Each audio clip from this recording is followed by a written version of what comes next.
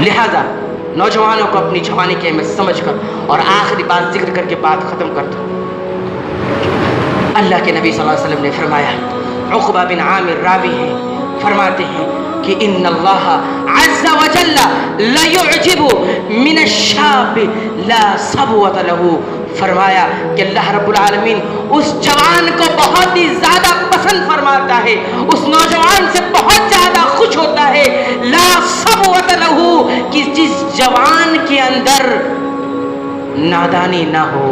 جس جوان کے اندر دیوانی نہ ہو، جس کے عزم بلند ہو، جس کا حوصلہ بلند ہو، انسانیت کے لیے، امت کے لیے کچھ کر جانے کا حوصلہ رکھتا ہو، ایسے نوجوان کو رب بہت پسند فرماتا ہے. وَرَبَطْنَا عَلَىٰ قُلُوبِهِمْ، ایسے ہی نوجوان اصحاب الکہف تھے کہ جب انہوں نے یہ عزم کیا تو رب نے ان کو ہدایت بھی دی، گائیڈ بھی کیا اور ان کے دلوں کو مضبوط بھی کیا. یہ آخری بات نوجوانوں کے لیے.